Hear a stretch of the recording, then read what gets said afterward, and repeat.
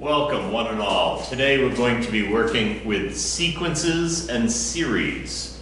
We're just going to introduce the topic in general sequences and series, and in later videos you'll see arithmetic and geometric sequences and series. But for today, we're just going to start by introducing what the terminology is and what symbolism you'll see here. So the first thing you should note is the first term of a sequence is called A sub 1. So they use the letter A and then they use a little number below it to the right, kind of like an exponent but below instead of above. The nth term is a way of talking about it with a variable so that we don't know which term, but in general, it's the nth term. So some specific term that doesn't, that has a variable as its number. So A sub n. So if we looked at a specific one, you could have the formula A sub n equals 2n plus 1. So if I wanted to know what the first term was, I'm just going to plug 1 in for n, 2 times 1 plus 1, and 2 times 1 is 1 plus 1 is 3. Sorry, I said that wrong. 2 times 1 is 2 plus 1 is 3. Now let's look, what about a sub 10? 2 times 10 plus 1. And that would be 20 plus 1, 21. How about a sub 100?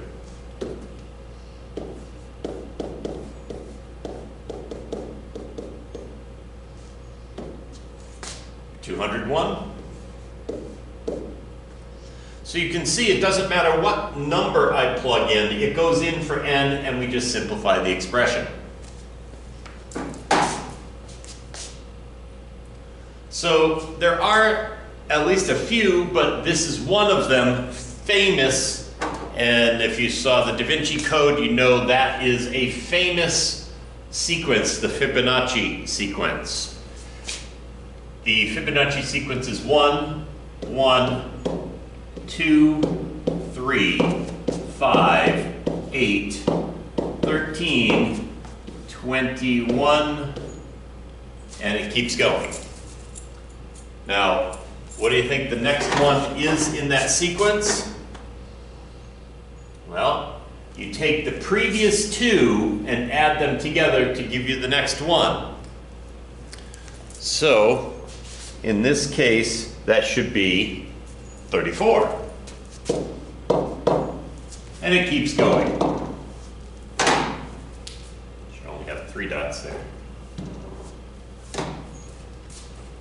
And that's a famous sequence. Now, there are little, almost tricks to some of these to try to find ways to come up with how the sequence is happening. And one of those ways is having a negative 1 to a power. And what that does is it alternates back and forth between, now normally you start at 1 and go up with the whole natural numbers, 1, 2, 3, 4, 5, like that. So if we start at 1, a sub 1, negative 1 to the first is negative 1, negative 1 to the second is positive 1, negative 1 to the third is negative 1, and it keeps going back and forth. It oscillates between negative 1 and positive 1. So that's one of those little tricks that is helpful to have in your back pocket.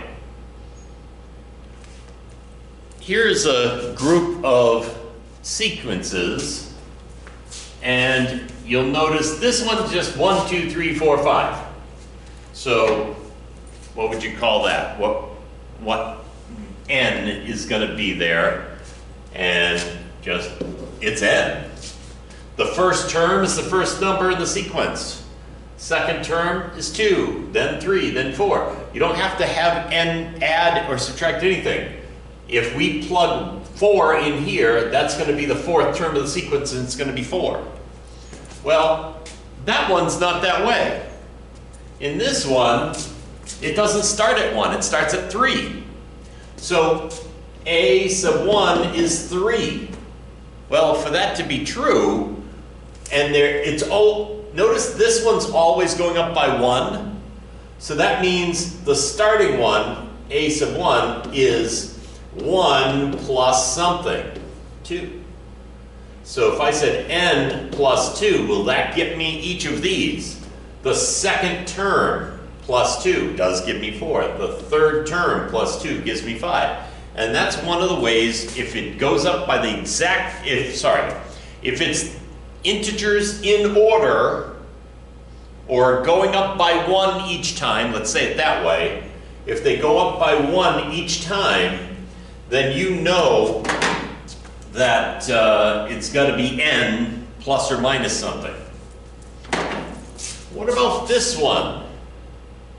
This starts at -3 and it goes up by 1 each time. How about n minus 4? Because the first term is 4 less than 1. So n minus 4 is what you could call that. Or n plus -4. Because a sub 1 is -3. And so for 1 to become -3, you had to subtract 4. All right. Let's take a look at this one. A little tricky. Does it go up by 1 each time? Well, these obviously do. Yes. 1 plus -1/4 is 3/4. So, 1 plus what equals -1/4? -3/4? 1 plus -3/4? Nope. That's not it. I think it has to be -5/4, or -1 1/4.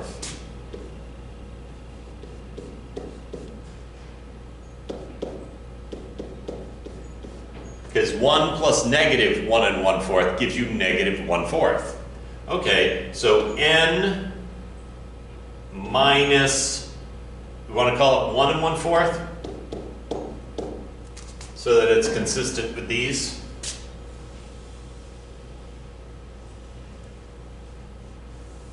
And there you have it. N minus 1 1/4. A little tricky there. Do these go up by 1 each time? And the answer is nope. What do they go up by? Let's start with this one. 2, 4, 6, 8, 10. They go up by 2 each time. Do they start with the first multiple of 2? 1 times 2. They do. So if it starts with the first multiple of 2, here's my suggestion. 2 times n. What's the next one go up by? It goes up by 4 consistently. Well, let's think about something. When a number goes up by 4 over and over and over again, continued adding of 4 is there's a shortcut for adding 4 over and over and over again, and that's called multiplication. Just like we did with the 2 over there, we're going to do with the 4. So let's say this is 4n. Does that get me my first term when I put 1 in there? The answer is no, it doesn't. So 4 times 1, maybe plus something equals 8. What would I have to have here? Well, I'd have to have 4 added for it to come out to that. Does that work consistently? And that's one of the things that you need to make sure you keep doing, is once you think you have one that works, try it for the rest of the ones you have. make sure it works for all of them, because if it doesn't work for just one, it wasn't the correct sequence. 2, so first, second, third, fourth, fifth term. 2 times 4 is 8 plus 4 is 12. 1, 2, 3, 4. Let's try the fifth. 5 times 4 is 20, plus 4 is 24. It did work. So checking those values as you go along, it's important. All right. Let's look at this one. What is this going up by? Well, it goes up by 5 every time, right? 3 to 8, 8 to 13, 13 to 18, goes up by 5 every time. So if it's going up by 5 every time, the first term, 5n, has to equal 3. Well, sorry, I should have put the 5n here.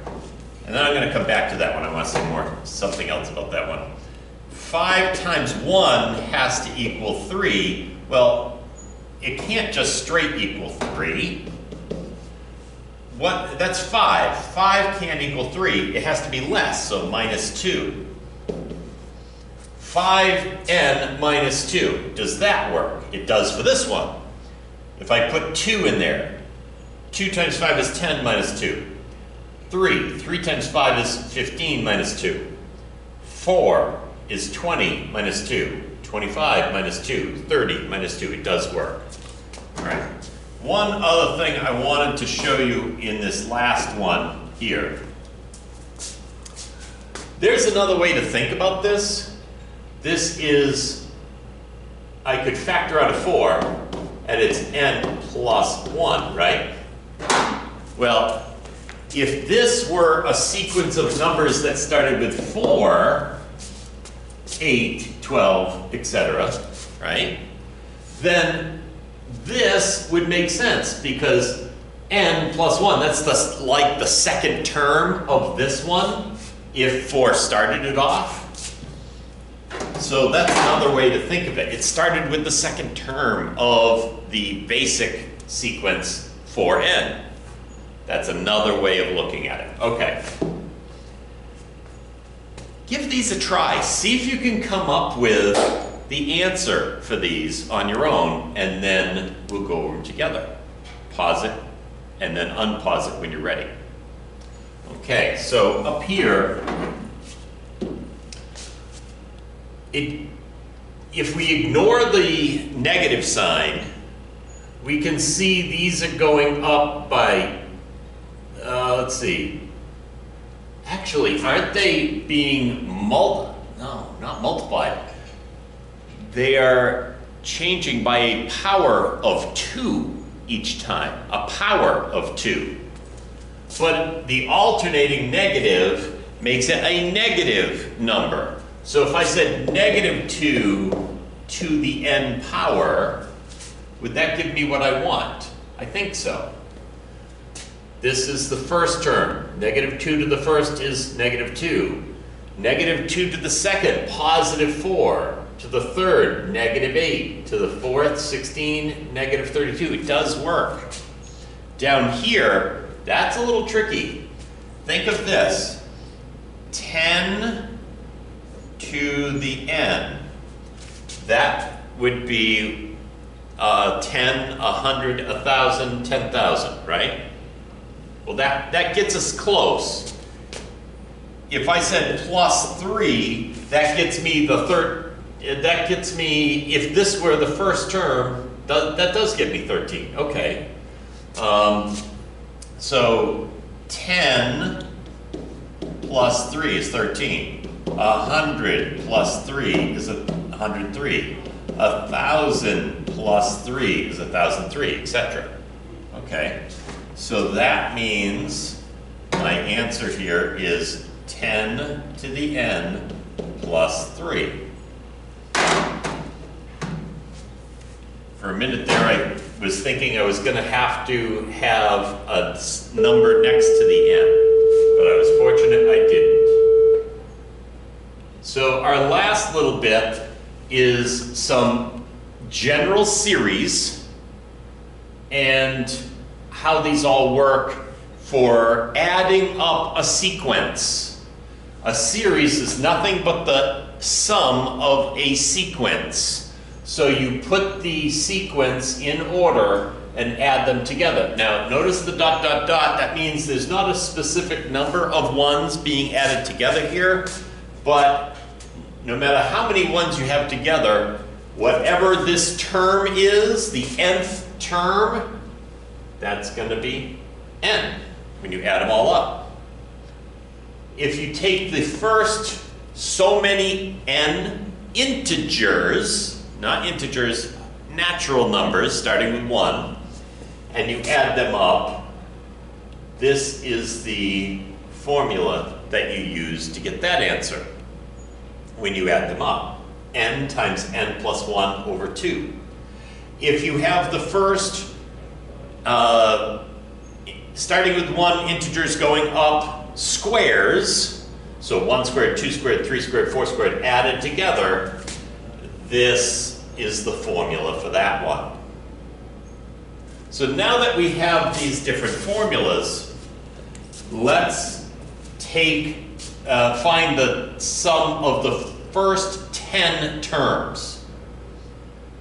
So we're going to put 10 in for n and find the answer for each of these.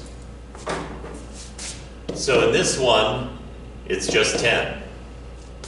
In this one, 10 times 10 plus 1 over 2. That would be, I can reduce the 10 and the 2, 5 and 1. 10 plus 1 is 11, so that would be 55. And then this one, let's extend that page up. 10, 10 plus 1, 2 times 10 plus 1 over 6. 10, 11, 21, all over 6. Now before I do some multiplication, I'm going to do a little simplification. 6 can reduce with 10 by 2, that gives a 5 and a 3.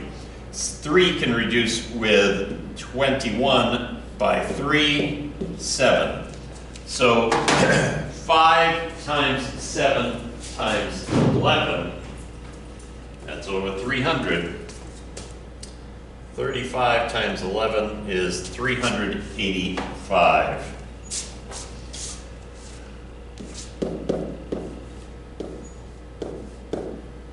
And that is the sum of the first 10 terms of the sequence, giving you the series total of 385.